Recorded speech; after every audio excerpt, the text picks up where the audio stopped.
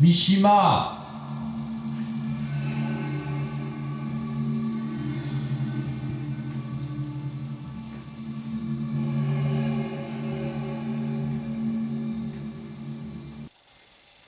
Il serait difficile d'intégrer à notre représentation le théâtre No,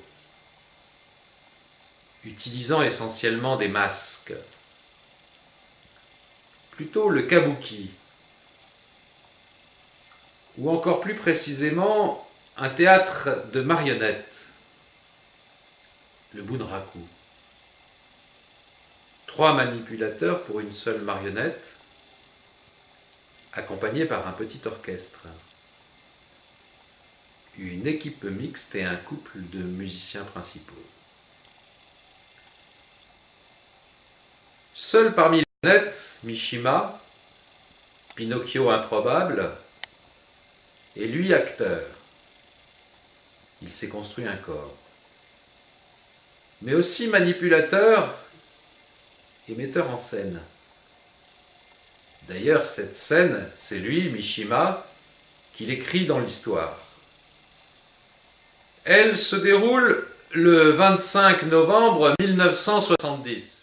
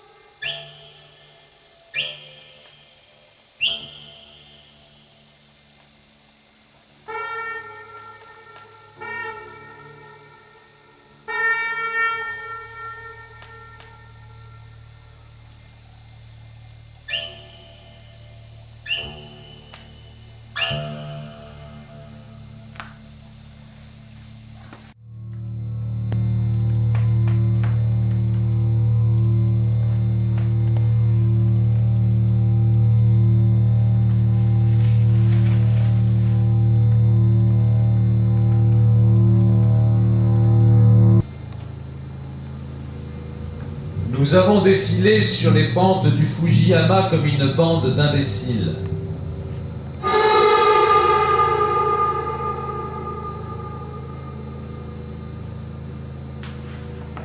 Il n'y a pas de fantôme de Mishima.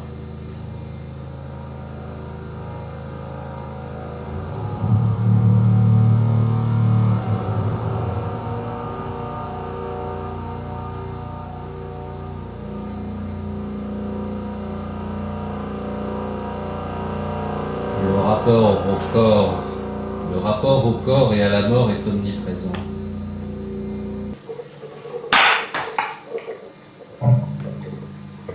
L'acmé et la chute se confondent.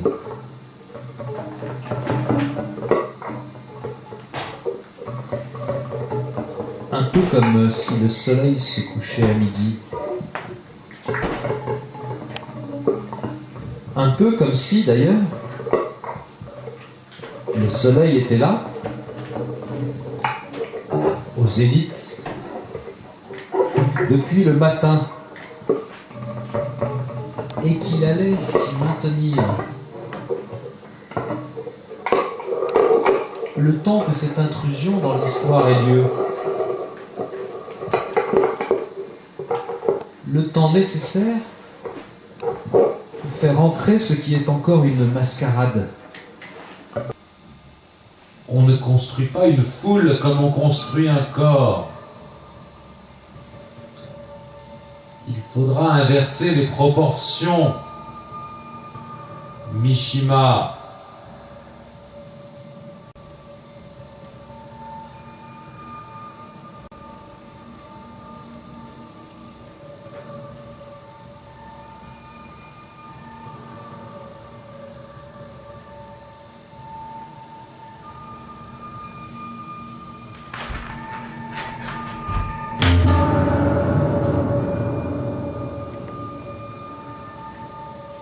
La presse et la police sont prises au dépourvu et prennent leurs dispositions de base. Filmer, repérer, poster des hommes. Le scénario n'a été communiqué à personne en dehors de l'équipe d'intervention.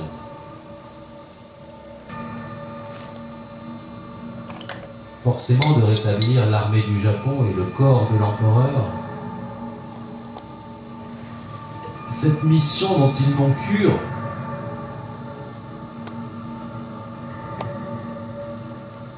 pris en otage, ils ne se voient eux comme mission que de supporter la routine du réel. Et ils affirment, oui, à travers leurs insultes, que ce détournement n'est pas plus immanent et pas non plus tellement plus transcendant pour autant.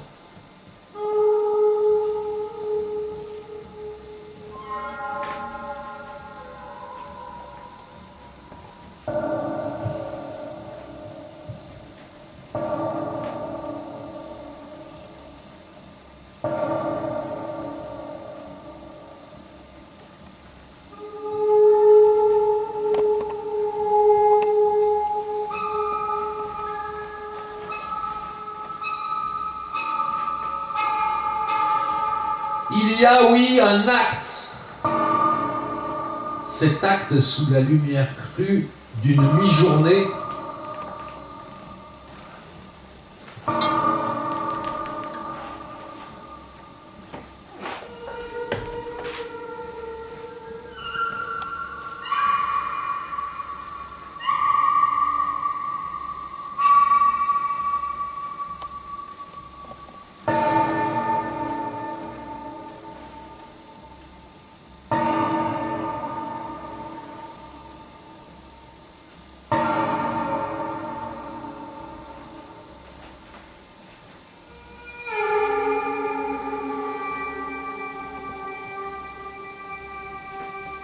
du réel, seule la cruauté et le vacarme jaillissent du rêve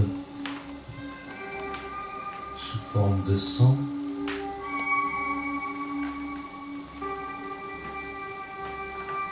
Les images doivent mourir par agonie.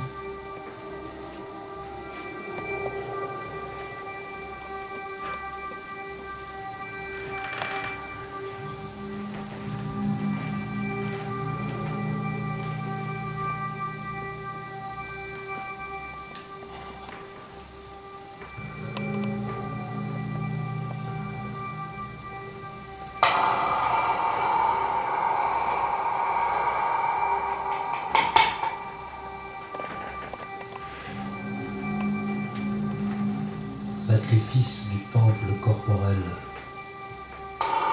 portatif. Tout cela est prêt,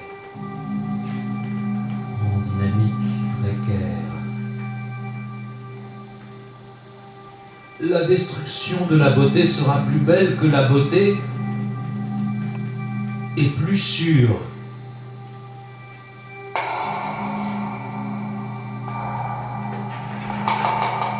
Mais le discours de Mishima ne dit rien. Que des absurdités hors du temps. Un prétexte pour partir en amont de la beauté.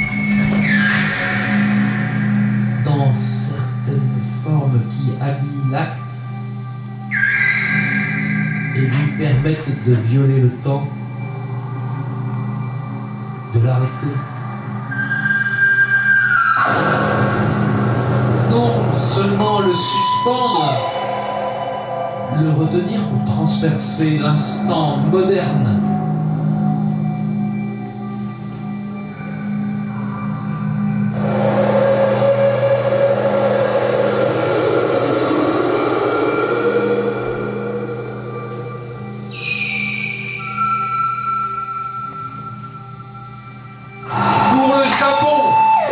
La bombe H, Big Boy, Banzai,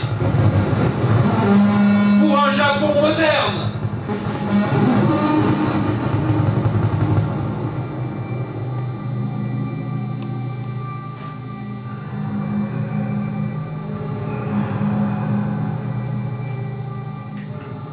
Aveuglé de soleil et d'acier, La lame percute le corps.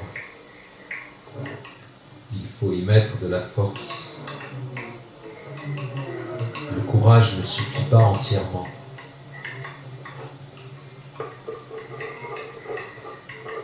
Il règne une atmosphère d'excitation intense. Le goût de la violence tient lieu d'haleine dans les bouches. Avez-vous pris, en plus d'un peu de ce phare, quelques pastilles au menthol? Soldat d'emprunt? Conspirateur? Insensiblement, malgré lui, le soleil décline. Presque rien. Il va falloir reprendre l'action, la mener à terme, accélérer.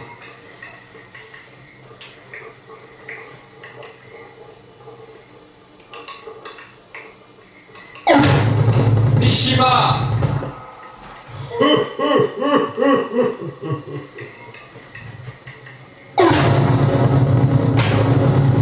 Je sacrifie mon corps, être humain, mourir au sommet de ce corps.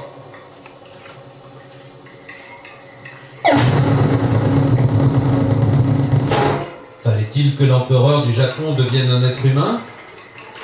Vive lui! Vive lui! Vive lui!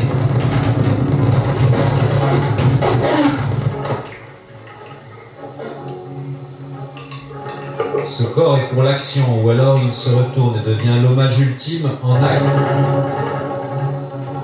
au service de l'œuvre.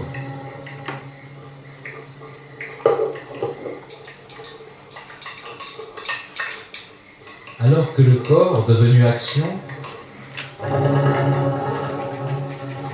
et impératif de la mort, touche à son apothéose, comme tout objet mélancolique, se vide inéluctablement une fois touché. Le corps, ce corps provisoire, forgé par le soleil et l'acier, par son auteur, Mishima, devient vide, opaque.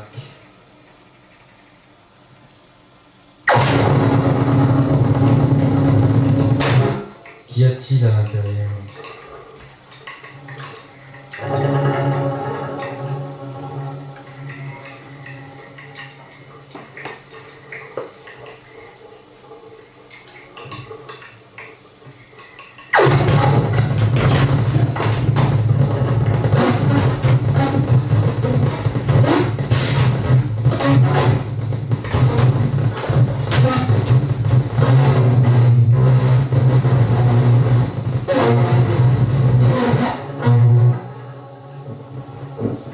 Aucun vertige ne t'attend plus. Viscères. Tes viscères. Mishima.